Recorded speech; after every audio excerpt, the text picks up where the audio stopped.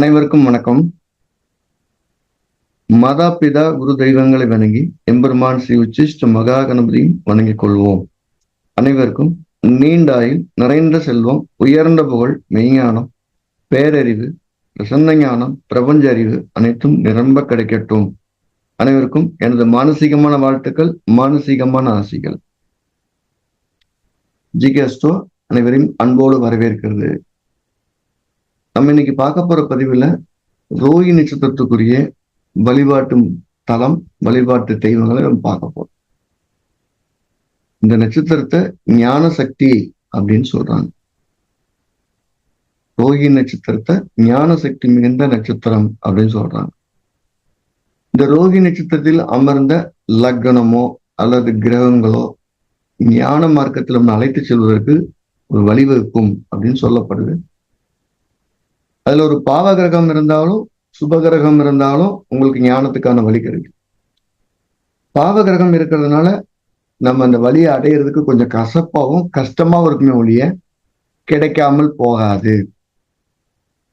அதனால இந்த ரோஹி நட்சத்திரத்தை ஞான சக்தி அப்படின்னு சொல்லப்படுது.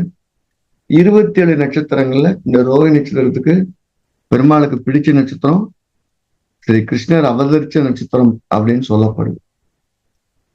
இந்த நட்சத்திரத்துக்கான கோவில் எங்க இருக்கு அப்படின்னா, காஞ்சிபுரத்துல பாண்டவ தூதர் பெருமாள் கோவில் அப்படின்னு சொல்லி கிருஷ்ணனுடைய கோவில் இருக்கு. அந்த கோவில் ரொம்ப பழமையானது. கிட்டத்தட்ட ஒரு 1500 ஆண்டுகளுக்கு முந்தின கோயிலா இருக்கு தான் வாய்ப்பு அதிகம்.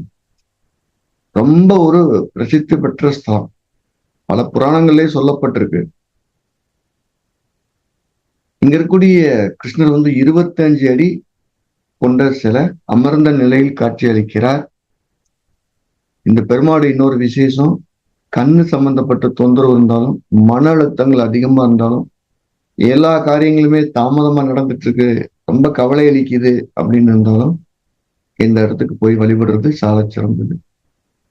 ஒருத்தருக்கு வேலைக்காக முயற்சிச்சுட்டு இருக்கார், வேலை சாமானியமா கிடைக்கல, ஆனா அவருக்கு எல்லா தகுதி இருக்கு அப்படிங்கிற பட்சத்துல புதன்கிழமையோ சனிக்கிழமையோ அல்லது ரோஹி நட்சத்திரத்திலேயோ இல்ல அஷ்டமி திதியிலையோ இல்ல 13ஆம் தேதி இல்ல 8ஆம் தேதியிலையோ, மறுபடியும் கவனிங்க, ரோஹி நட்சத்திரத்திலேயோ புதன்கிழமையோ சனிக்கிழமையோ அஷ்டமி திதியிலையோ 13ஆம் தேதியிலையோ 8ஆம் தேதியிலையோ பிறந்தவர்கள் அல்லது அந்த அந்த நாள்ல வழிபடுறது சால சிறந்தது. அவங்களுடைய தாமதம் இங்கே நீக்கப்படுகிறது. நம்ம இது வரைக்கும் இந்த ரோஹி நட்சத்திரக்காரங்களுக்கு சொன்ன இந்த பரிகாரங்கள்ல சக்சஸ் ரேட் 86% மேல இருந்திருக்கு. ஸோ ஒரு எந்த விதமான கசப்பும் இல்லாம ஈஸியா நடந்திருக்குன்னு சொன்னவங்க ரொம்ப அதிக பேர். இங்க இந்த தெய்வத்தை சுத்தி நடந்து வருது, பிரதட்சணமா வருது ரொம்ப சால சிறந்து. அடிப்பிரதட்சணம், அங்க பிரதட்சணம் அப்படின்னு 2 இருக்கு.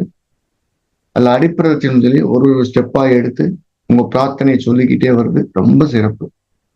அங்க எப்படி வழிபடணும் அப்படிங்கிறதுக்காக சொல்லப்பட்டிருக்கு.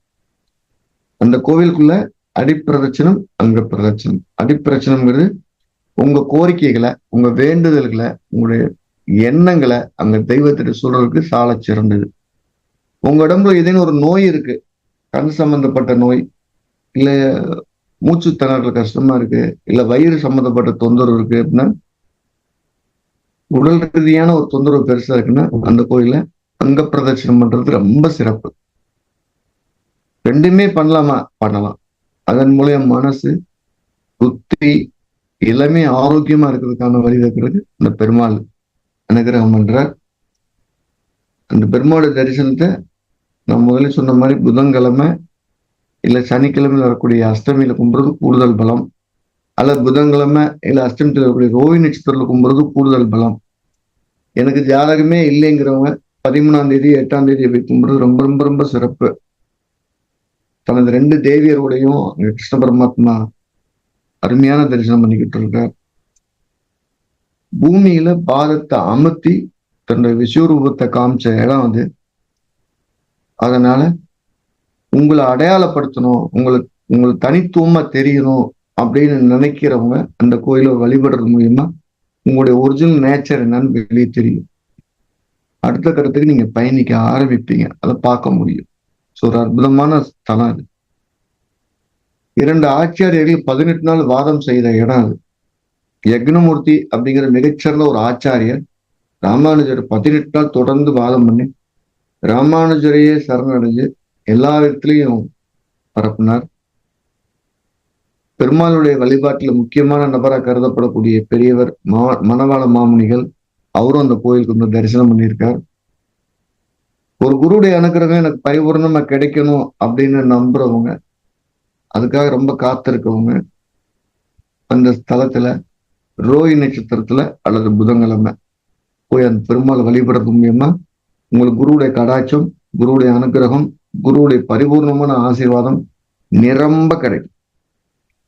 உங்க ஜாதத்துல குருசாபம் இருக்கு அப்படின்னு உங்களால உணர முடிஞ்சது, இல்ல ஒரு ஜோதிடர் சொன்னாருன்னா நீங்க வந்து நமஸ்காரம் பண்ணிக்கலாம். அது ஒரு சால சிறந்தது. பிற்கால மன்னன்ல ஒரு மன்னன் எனக்கு கிருஷ்ணனுடைய விஸ்வரூப தரிசனம் வேணும் அப்படின்னு வந்து கதைகளை கேட்டு சேவகம் பண்ற, அவர் தேடி வந்து விரும்பி நின்று கிருஷ்ணரை எல்லா நாளும் தரிசிச்ச ஸ்தலம் 25 அடி உயரத்துல அமர்ந்த நிலையில வேற எங்கேயுமே இந்த மாதிரி சிலை இல்லை. அப்படி ஒரு அற்புதமான ஸ்தலம். ஒருத்தருக்கு குருமந்தி சேர்க்கறதுக்கு அவர் எந்த குருகிட்ட போனாலும் சண்டையெல்லாம் வந்ததில்லை. குருராக சேர்க்கறதுக்கு அவர் பையனுக்கும் அவருக்கும் பெரிய அந்யோன்யம் இல்லை. பையனுக்கு எது சொல்லி கொடுத்தாலும் புரியல. ஒரு ஆசிரியர் இருக்காரு, அவர் தன் மாணவரை நல்ல விதமா வழி நடத்த முடியல, இல்ல ஆசிரியர் நல்ல விதமா படிக்க முடியல அப்படிங்கிறவங்க, இந்த குரு சிஷ்யன் ஒருத்தர் சொன்ன இன்னொருத்தர் கேட்காம போறது, இந்த மாதிரி பிரச்சனை நீங்கிறதுக்கு காஞ்சிபுரத்துல இருக்க பாண்டவதூத பெருமாள் கோவில் சால சிறந்தது. ரொம்ப ஒரு விசேஷமானது.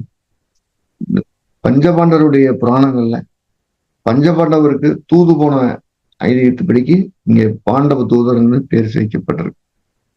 இந்த ஸ்தலத்துடைய இன்னொரு சிறப்பு, ரோஹி நட்சத்திரத்துல ஒருத்தர் பிறக்கிறாரு அப்படின்னு வச்சுக்கோம். ஒரு 1வது பாகத்துல பிறக்கிறாரு. அந்த 1வது பாகத்திலே வழிபடும் போது தன்னுடைய பிறப்பின் நோக்கம் என்ன அப்படின்னு அவர் உணர ஆரம்பிக்கலாம் அப்படின்னு சொல்லப்படுது.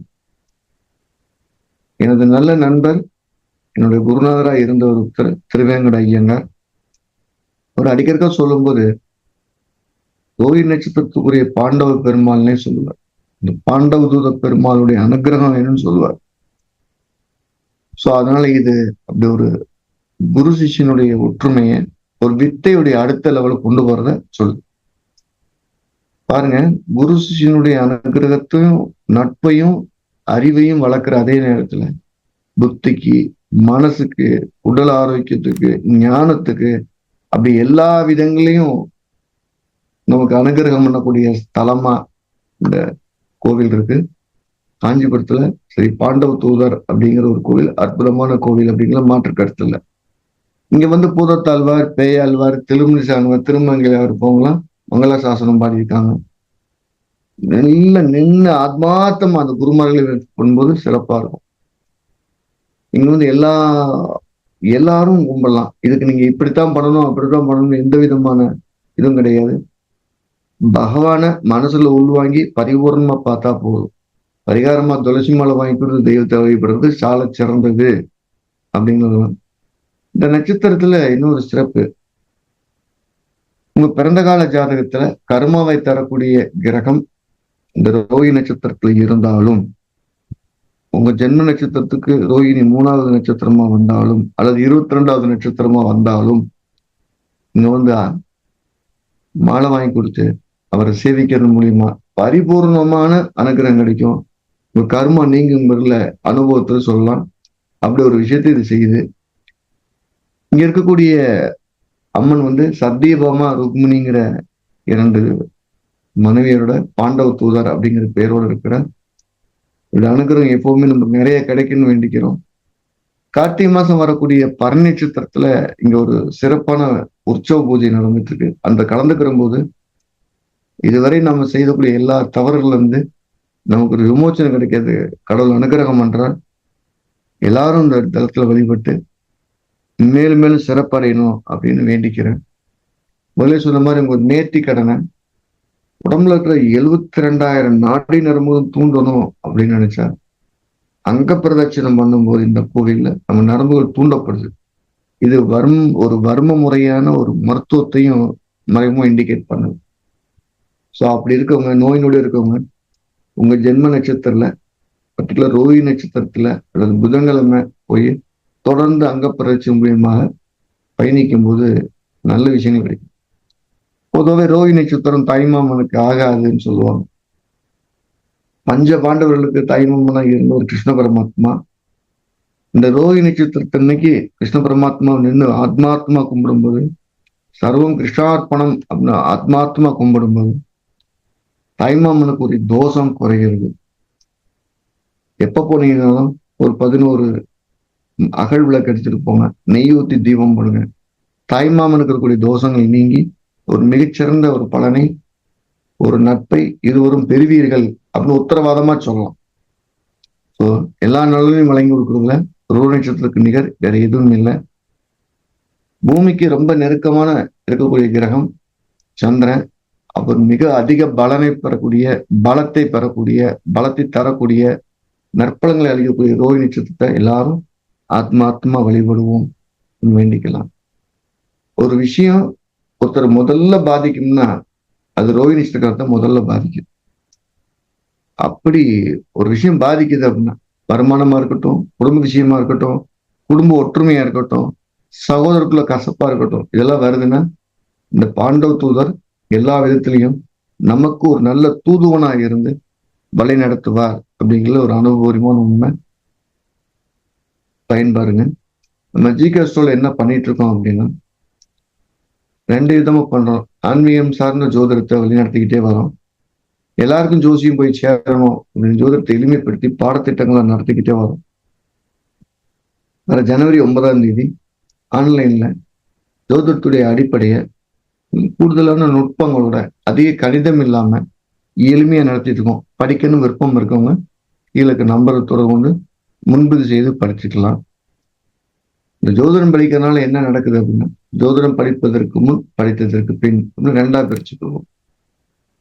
நீங்க படிச்சதுக்கு பின்னால உங்களுடைய முடிவெடுக்கும் சக்தியும் யோசிக்கும் திறனும் கண்டிப்பா அதிகமாகும். நம்மள கூட ஒருத்தர் வழி நடத்துற மாதிரியான தோணும். இது இந்த ஆண்டுடைய முதல் வகுப்பு. அதுல கூடுதலா எனர்ஜியோட இருக்க நடத்தணும். நிறைய லாஜிக் சிம்பிளிஃபை பண்ணி வச்சிருக்கோம். படிக்க விருப்பம் இருக்கணும் தாராளமா கீழே நம்பர்ல பதிவு செய்து படித்துக் கொள்ளலாம். அனைவருக்கும் இனிய புத்தாண்டு வாழ்த்துக்கள். வரக்கூடிய பொங்கல் நல் வாழ்த்துக்கள். எல்லா வல்ல எம்பெருமான் ஸ்ரீ உச்சிஷ்ட மகா கணபதி அனைவருக்கும் நீண்ட ஆயுளையும் நிறைந்த செல்வத்தையும் உயர்ந்த புகழையும் மெய்ஞானத்தையும் பேரறிவையும் பிரசனஞானத்தையும் பிரபஞ்சறியும் பெருமையோடு வழங்கட்டும். அனைவருக்கும் எனது மானசீகமான வாழ்த்துக்கள், மானசீகமான ஆசைகள்.